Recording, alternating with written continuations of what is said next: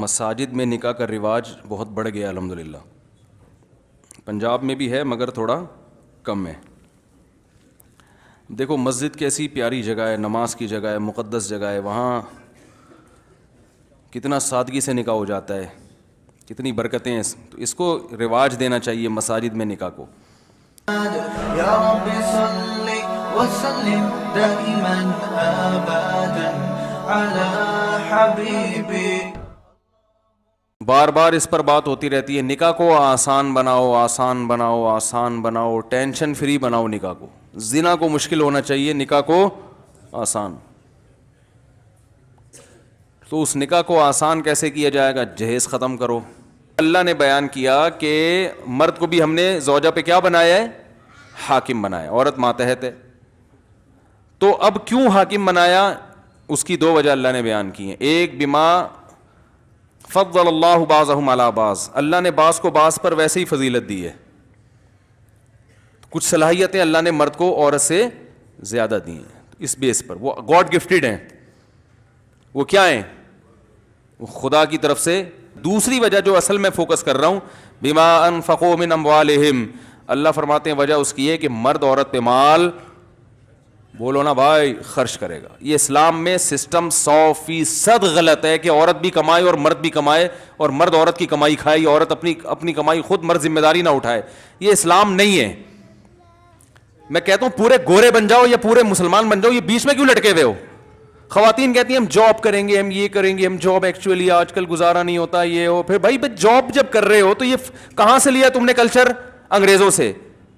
تو پھر انگریزوں کو پورا فالو کرو. پھر آپ کے میاں کا اگر کسی عورت سے آنکھ مٹکا چل رہا ہے تو آپ کو تکلیف نہیں ہونی چاہیے, کیونکہ انگریز میں عورتیں جب جاب کرتی ہیں تو وہ شوہر بھی ان کا پھر پابند نہیں ہوتا, اس کی 10-20 گرل فرینڈ بھی ان کا کلچر اجازت دیتا ہے, قانون بھی اجازت دیتا ہے. پیڑے کھانے کا شوق ہے بس ہمیں نا, پیڑے کھانے کا شوق ہے کہ اسلام کے حقوق پورے لیں, ذمہ داریاں جو اسلام نے لگائی ہیں وہ ادا نہ کریں ہم. تو اب اللہ تعالیٰ نے بھائی مرد کو جو فضیلت دی ہے, گھر کا سربراہ بنائے, اس کی بڑی وجہ قرآن بیان کر رہا ہے کہ مال کون خرچ کرے گا؟ بولو بھائی, ڈبل ویٹ کون لے کے دے گا؟ الماری کس کی ہوگی؟ بیگم کے کپڑے جس الماری میں رکھے جائیں گے وہ الماری کس کے پیسوں سے خریدی گئی؟ بولیں شاباش, سبق ہے. غیرت دلا رہا ہوں, غیرت. بولیں تکیہ کی پیسے کون دے گا؟ وہ ڈنر سیٹ جس میں پلیٹیں بیگم کھائے, پلیٹوں میں کھائے, پلیٹیں تو نہیں کھائے گی خیر, پلیٹوں میں جو چیزیں کھائے گی وہ پلیٹیں کس کے پیسوں سے ہوں گی؟ مرد کے پیسوں سے ہوگی. جو زیور اس کے گلے میں ڈلے گا وہ کہاں سے آئے گا بھائی؟ بولو نا بھائی, کیا ہو گیا؟ آدمی کے پیسوں سے ہوگا. جو میاں ہیں, میاں یا میاں کا ابا وہ اگر سخی ہے تو وہ ابا, یہاں تو ماشاءاللہ ابا بڑے سخی ہیں تو وہ کر رہے ہیں ماشاءاللہ برخوردار کی شادی. مہر کس کون دے گا؟ مرد. مہر 25,000, 5,000, 2,500 ریٹ چل رہا ہے مارکیٹ میں, اور جہیز ایڈوانس میں 8-10 لاکھ کا پہلے سے پہنچ چکا ہوتا ہے. مہر میں معافی کا آپشن بھی ہے, جہیز میں معافی کا آپشن بھی, وہ ایڈوانس میں لیا جاتا ہے, وہ معافی کا آپشن ہی ختم ہو گیا. تو بھائی ہندو بن جاؤ, پنڈت سے نکاح پڑھواؤ یار جا کے. پتہ نہیں مجھ سے کیوں پڑھوا رہے ہو آپ لوگ یہ پنڈتوں سے پڑھواؤ نکاح, کیوں مولویوں کو ٹائم ضائع کرتے ہو؟ تو اور دوسرا مسئلہ کیا ہے کہ کیا ایک بات بڑی خاندانی ذہن میں آئی تھی, نکل ہی گئی یار, کسی نے بدعا دی ہوگی ابھی وہ کہ یار ہمارے راز فاش کر رہا ہے یہ مولوی صاحب, بہت غلط کر رہا ہے. ہاں, نکاح کے موقع پہ کھانا پینا بھی ہوتا ہے, تو وہ کس کے ذمہ ہے؟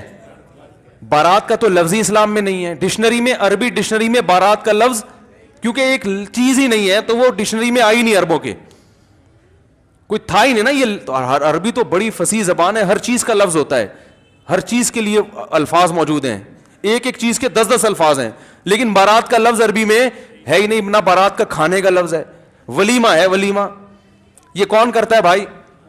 تو نہ بارات کا کھانا ہے اسلام میں, نہ جہیز ہے. وہ لڑکی والے آئے بھائی, وہ نکاح پڑھ کے چلے جائیں, اگلے دن لڑکا پہنچ جائے یا رات ہی کو لڑکا رخصتی کرے, اس کے بعد کھانا کھلا دے اپنے رشتہ داروں کو بھی اور دلہن کے رشتہ داروں کو بھی. بیٹا بیٹھو, شاباش. حضرت شیخ الحدیث مولانا زکریا رحمہ اللہ تعالیٰ کی زوجہ کا انتقال ہو گیا, تو وہ پھر مصروف اتنے تھے, وہ کہتے تھے میں نکاح نہیں کروں گا. ان کی بہت زیادہ مصروف لائف تھی. انہوں نے کہا میں نہیں نکاح کرتا, کیونکہ سارا دن وہ کتابوں میں لگے رہتے تھے. تو ان کی غالباً چچا زاد بہن تھی, خالہ زاد بہن تھی, تو رشتہ داروں نے زور ڈالا بھائی نکاح کر دو حضرت شیخ الحدیث سے نا کہ بھائی اب آپ کی کزن ہے, آپ نکاح کر لیں, بغیر نکاح کے زندگی گزار رہے ہیں. بہت اصرار کیا تو ایک دن انہوں نے جب بہت اصرار کیا انہوں نے کہا چلاؤ پھر ابھی پڑھاؤ نکاح. لوگوں نے کہا یہ کیا بھائی, کہہ رہے ہیں بھائی اگر کرنا ہے تو پھر ابھی کراؤ, میرے پاس فالتو ٹائم نہیں ہے, ابھی کراؤ نکاح. بس ٹھیک ہے گھر بیچ دو, رخصتی ہو جائے گی, ٹھیک ہے آپ ہماری بیوی بن جائے گی, پھر ہم خرچہ اٹھائیں گے اور جو اس کی ذمہ داریاں پوری کریں گے.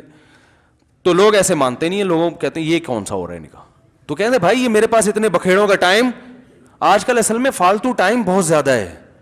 اتنا ٹائم ہے, شادی کی 6 مہینہ پہلے تیاریاں ہو رہی ہیں, تو وہ والے آ رہے ہیں تو یہ والے جا رہے ہیں, پھر وہ آ رہے ہیں تو پھر یہ والے جا رہے ہیں, تو پھر وہ بری کی رسم آ رہی ہے, پھر وہ والے آ رہے ہیں, پھر پھڈا ہو گیا تو ان کو منا رہے ہیں. پھر انہیں ایک بات ایسی کہتی تھی جو ان کو بری لگی تھی تو اس کا مطلب تلاش کیا جا رہا ہے ڈکشنری میں, پھر اس مطلب کا صحیح مطلب نکال کے پھر ان کو منایا جا رہا ہے, پھر ڈانٹا جا رہا ہے, پھر یہ ہو رہا ہے. وہ اس میں بسا اوقات منگنیاں ٹوٹ جاتی ہیں, پھر وہ بڑے ٹینشنیں, میں تو بھگت چکا ہوں یہ ساری ٹینشنیں. تو بھائی ٹینشن فری زندگی گزارو. شیخ الحدیث مولانا زکریا رحمۃ اللہ علیہ نے کہا بھائی اگر کرنی ہے تو ابھی نکاح پڑھاؤ, ورنہ جاؤ یہاں سے, ٹائم نہیں ہمارے پاس یہ استخارے نکالنا اور پھر یہ کرنا اور وہ کرنا نہیں ہے. اپنی بچیوں کی شادی بھی ایسے کی انہوں نے. بیٹیاں جب جوان ہوئیں تو کچھ نوجوان تھے جو ان کا خیال تھا کہ یہ میری بچی کے لیے مناسب ہے, ان سے بات کی, وہ راضی ہو گئے. تو بڑے فخر سے راضی ہو, حضرت اس سے ہماری سعادت کیا ہو سکتی ہے کہ آپ سے کہ بچیوں سے ہماری شادی ہو. تو ایسے ہی جب وہ راضی ہو گئے تو مجمع بیٹھے ہوئے تھے, اپنی بیٹیوں کا نکاح بیان کر رہے تھے. بیان کے آخر میں اپنی بیٹیوں کا نکاح بھی ان لڑکوں سے پڑھا دیا. پھر انہوں نے اپنی آپ بیتی لکھی, اس پہ لوگوں نے تبصرے کیا کیے, اتنے نیگیٹو لوگوں نے تبصرے کیے, ایسے ہوتی ہے بچیوں کی شادیاں, ایسے ہی کچھ چند نوجوان نظر آئے پکڑا دیں. تو بھائی وہ نوجوانوں کی تحقیق تو ان کو پہلے سے تھی کہ یہ اچھے ہیں, جب ہو گئی تحقیق بھائی صحیح ہے تو بس اب کیا الگ سے محفل اور مٹھائی کے ڈبے پارسل ہو رہے ہیں, وہ آ رہے ہیں تو وہ آ رہے ہیں. تو بھائی اب جب کرنا ہے تو بھائی ٹھیک ہے, ہماری بچی ہے, بچیاں تو گھر سے رخصت ہوتی ہیں, چلو بھائی یہ نکاح پڑھا دیا, اب تمہاری امانت ہے, جب چاہے لے جاؤ. اب یہ گھر بن رہا ہے نہیں بن رہا ہے, یہ تمہاری ہیڈیک ہے, یہ ہماری ہیڈیک بولو نا بھائی نہیں ہے. اب یہ تمہاری ہیڈیک ہے, گھر میں جگہ ہے نہیں ہے, کمرہ وہ نا اوپر والا کمرہ بن رہا ہے, پھر اس کے اوپر ایک اور بنے گا, واش روم میں ٹائلیں لگیں گی, پھر یہ ہوگا پھر وہ ہوگا. ابے بھائی تمہاری عمریں کتنی ہیں, جیسے جیسے عمر بڑھ رہی ہے نا تو ذہن میں رکھو کہ کمزور ہوتے چلے جا رہے ہو. یہ ذہن میں رکھو, یہ بھول جاتے ہیں لوگ, کمزور ہوتے چلے جا رہے ہو.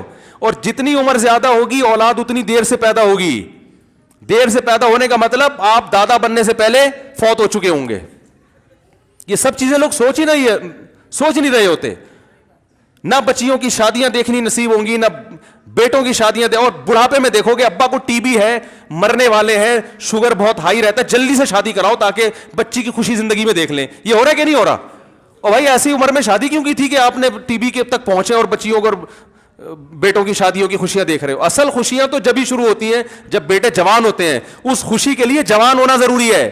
خوشی محسوس جوان آدمی کرتا ہے, بوڑھے زیادہ خوشی محسوس کرنے کی طاقت ان میں نہیں ہوتی. جوانی ہے جس میں زندگی کی رنگینیاں ہیں. جوانی میں بیٹوں کو جوان کر کے بہویں لے کر آؤ, داماد لے کر آؤ جوانی میں, لوگوں کو پتہ نہ چلے کہ یہ سسر صاحب ہے یا ان کے کوئی بھائی لگتے ہیں. ایسا ہونا چاہیے انسان کو. تو یہ سارے جوانی کے کھیل ہیں بھائی. نو عمری میں شادی کرو, اولاد ہو, پھر آپ, اور یہ سب جب ہی ہوگا جب کم سے کم خرچے میں شادی ہو. زیادہ خرچہ کرو گے تو پھر جوانی میں شادی, کیونکہ اس کے لیے پیسہ کمانا پڑتا ہے. ابا تعاون کرتے نہیں آج کل, کہتے ہیں بھائی ہمارے ابا نے نہیں کیا تھا, میں تیرے ساتھ تعاون کیوں کروں. پھر وہ ہوتے ہوتے ہوتے جو 40 سال کی عمر میں جب قرآن کہہ رہے حتی اذا بلغ اشدہ, جب انتہائی درجے کی عمر کو پہنچ گیا, اب ریورس ہونا شروع ہو رہا ہے. اس عمر میں جا کے اب کیا کہہ رہے ہیں, چلو اب میں اس قابل ہوا ہوں کہ بحریہ ٹاؤن میں 4-5 پلاٹ میں نے الحمدللہ خرید لیے, ایک شادی میں اڑا دو. اور یہ بھی ہر آدمی اس قابل ہوتا نہیں ہے. اور پھر ظاہر ہے 40 سال میں آپ کو ملے گا بھی 38 سال کا, 37 سال, 36.5, اس سے پیچھے تو مشکل ہے. تو پھر وہ ظاہر ہے وہ بھی اتنی دنیا دیکھ چکی ہوتی ہے کہ وہ بھی اتنا کانفیڈنس کہ وہ ماتحتی قبول کرنے کے لیے تیار نہیں ہوتی. اس نے اتنی دنیا دیکھی ہے, اتنا کانفیڈنس کہ اس کا ایک اپنا لائف اسٹائل ہوتا ہے جس میں وہ بڑی میچور ہو چکی ہوتی ہے. وہ ساس کو ساس ماننے کے لیے تیار, وہ ایک ماحول میں ڈھل چکی ہوتی ہے. آپ اپنے حساب سے نہیں ڈال سکتے. تو یہ بڑے مسائل ہیں جس کی وجہ سے طلاقوں کے ریشو بڑھ رہے ہیں. تو کرو 40 سال میں نہیں کی تو ابھی کر لیں, بولے کوئی مسئلہ نہیں ہے اتنا. لیکن بہرحال آسان بناؤ میرے بھائی. کیا بناؤ نکاح کو؟ ہلکا پھلکا آسان. ہاں ولیمے میں اللہ نے آپ کو گنجائش زیادہ دی ہے تو اپنی گنجائش کے حساب سے پبلک کو کھانا کھلاؤ. بعض مالدار صحابہ ان کے 3 دن لنگر چلا کرتے تھے ولیموں کے. مغیرہ ابن شعبہ رضی اللہ عنہ بڑے مالدار تھے, جب نکاح کرتے نا تو لنگر کھول دیتے لوگوں کے لیے, کھولے عام 3 دن تک کھلا لنگر چلے گا, جس نے کھانا ہے آ کے کھائے.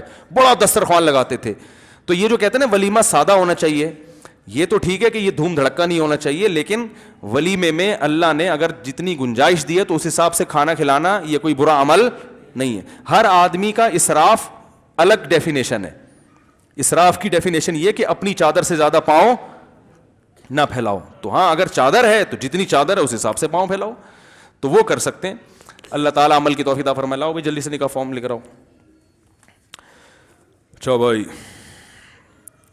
دلہن اور اس کے والد کا نام سدرہ سلطان بنت محمد سلطان.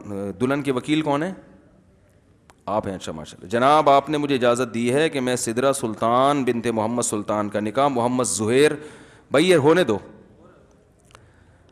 سدرہ سلطان بنت محمد سلطان کا نکاح محمد زہیر ولد محمد رفیع سے 1 تولے سونے کے عوض میں کروں, اجازت ہے آپ کی طرف سے؟ الحمد للہ نحمده ونستعینه ونستغفره ونؤمن به ونتوکل علیہ ونعوذ باللہ من شرور انفسنا ومن سیئات اعمالنا من يهده الله فلا مضل له ومن يضلل فلا هادي له ونشهد ان لا اله الا الله وحده لا شريك له ونشهد ان محمدا عبده ورسوله صلى الله تعالى عليه وعلى اله واصحابه وبارك وسلم تسليما كثيرا كثيرا. اما بعد فاعوذ بالله من الشيطان الرجيم. بسم الله الرحمن الرحيم. يا ايها الناس اتقوا ربكم الذي خلقكم من نفس واحده وخلق منها زوجها وبث منهما رجالا كثيرا ونساء واتقوا الله الذي تساءلون به والارحام ان الله كان عليكم رقيبا.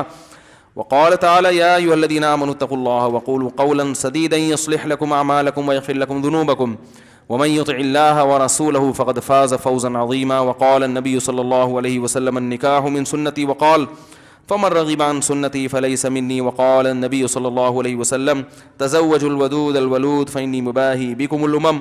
وقال النبي صلى الله عليه وسلم تزوجوا ولا تكونوا كرهبان النصارى. بھائی محمد زہیر وہ دن آ گیا, کب سے پیچھے پڑا ہوا تھا میری شادی کرا دو میری شادی کرا, آ گیا. آج تم بہت خوش قسمت ہو, ٹھیک ہے نا. وہ لطیفہ ضرور سن لینا, اس اتوار کو میں نے چوہے اور شیر والا لطیفہ سنایا ہے, وہ خاص دولوں کے لیے. وہ اتوار کے بیان میں نا ضرور سن لینا. ابھی وقت زیادہ ہو گیا ورنہ دوبارہ سنا دوں جلدی جلدی. وہ ایک شیر نے نا شادی ہونے والی تھی, اس نے اعلان کیا, لومڑی سے کہا کہ میرا کارڈ بانٹو شادی کا, اور یہ کوشش کرنا کہ میری بارات میں کوئی گھٹیا خاندان کا گھٹیا آدمی نہ آئے, یعنی جنگل کا جو ہے نا. میں چونکہ شیر ہوں, جنگل کا بادشاہ ہوں, تو شیر ہوں نا, تو شیر کے خاندان میں چیتا آئے, بن مانس آئے اور بھیڑیا آئے, یہ سب چیزیں تو ٹھیک ہیں, کوئی گھٹیا نیچ نسل کا جانور نہیں آنا چاہیے. اب کیا ہے جناب, وہ جب بارات جا رہی ہے تو بارات میں دیکھا کہ ایک چوہا ناچ رہا ہے, بڑا ڈشن کر کے نا خوب گھوم رہا ہے, رقص کر رہا ہے اور بڑا ناچ رہا ہے. وہ شیر دولہا بنا ہوا بیٹھا تو اس کی نظر پڑ گئی چوہے پہ, غصے سے لال پیرا ہونے لگا نا. اس وقت تو اس نے کچھ نہیں کہا, اس نے کہا ابھی دیکھو شادی ختم ہوئی پھر میں پکڑتا ہوں اس لومڑی کو, پکڑتا ہوں میں, یہ کیوں اس گھٹیا جانور کو کیوں آنے دیا اس نے, شیر کی شادی ہو رہی ہے, مذاق تھوڑی ہے. اب چوہا ناچے جا رہے. بالآخر جب رخصتی ہو گئی شیرنی کی, شیر نے لومڑی کو بلا کے انکوائری کی, یہ کیا مذاق ہے, میں نے تجھے منع کیا تھا کوئی گھٹیا جانور نہیں آنا چاہیے. لومڑی نے کہا حضور غلطی ہو گئی. شیر نے کہا گرفتار کر کے لاؤ چوہے کو. چوہے کو گرفتار کر کے لایا گیا. شیر نے پوچھا تجھے شرم نہیں آتی, تو میری شادی میں ناچ رہا ہے؟ تو چوہے نے کہا زیادہ شور نہیں مچا, شادی سے پہلے میں بھی شیر ہی تھا. شادی سے پہلے میں بھی, ابھی جب ہو جائے گی نا یہ ساری اکڑ, یہ پھونپھا جو ہے نا تیری بھی ختم ہونے والی ہے تھوڑی دیر میں. تو بھائی یہ لطیفہ سن کے شادی کر رہے ہو نا, صحیح. اللہ تعالیٰ برکت دی بھائی ان کے نکاح میں. اچھا جناب محمد زہیر ول محمد رفیع, میں نے 1 تولہ سونا کے عوض میں آپ کا نکاح سدرہ سلطان بنت محمد سلطان سے کیا, آپ نے قبول کیا؟ زور سے ذرا ماشاء اللہ, اللہ تعالیٰ برکت دے جی. خوب. الحمد للہ رب العالمین والعاقبۃ للمتقین والصلاۃ والسلام علی رسولہ الکریم وعلی آلہ وصحبہ اجمعین. اے اللہ اس نکاح کو اپنے دربار میں قبول فرما. اے اللہ اس کی برکتیں میاں بیوی کو کامل طور پر نصیب فرما. تا دم حیات محبت الفت کے ساتھ زندگی گزارنے کی توفیق نصیب فرما. آپس کے اختلاف و انتشار سے، لڑائی جھگڑوں سے، ہر قسم کے شر اور فساد سے اللہ ان دونوں کی ہمیشہ کے لیے حفاظت فرما. اے اللہ اس نکاح کو ان دونوں خاندانوں میں جوڑ کا ذریعہ بنا، دونوں خاندانوں میں محبت الفت کا ذریعہ بنا، دونوں خاندانوں کو شیطان کے شر سے، بغض و عداوت سے، غلط فہمیوں سے اللہ محفوظ فرما. اے اللہ جو ہم میں بیمار ہیں ان کو شفا عطا فرما، جس کی جو جائز مراد ہو اے اللہ اس کی مراد کو پورا فرما. اللہم انا نسألک من خیر ما سألک منہ نبیک محمد صلی اللہ علیہ وسلم ونعوذ بک من شر ما استعاذک منہ نبیک محمد صلی اللہ علیہ وسلم. انت المستعان وعلیک البلاغ ولا حول ولا قوة الا باللہ. صلی اللہ تعالی علی خیر خلقہ محمد وعلی آلہ وصحبہ اجمعین برحمتک یا ارحم الراحمین. مفتی طارق مسعود صاحب کے بیانات سننے کے لیے youtube.com/مفتی طارق مسعود کو سبسکرائب کریں، اور اگر آپ لائیو ویڈیو کو کبھی بھی مس نہیں کرنا چاہتے ہیں تو سبسکرائب کرنے کے بعد بیل آئیکن پہ کلک کرنا مت بھولیں.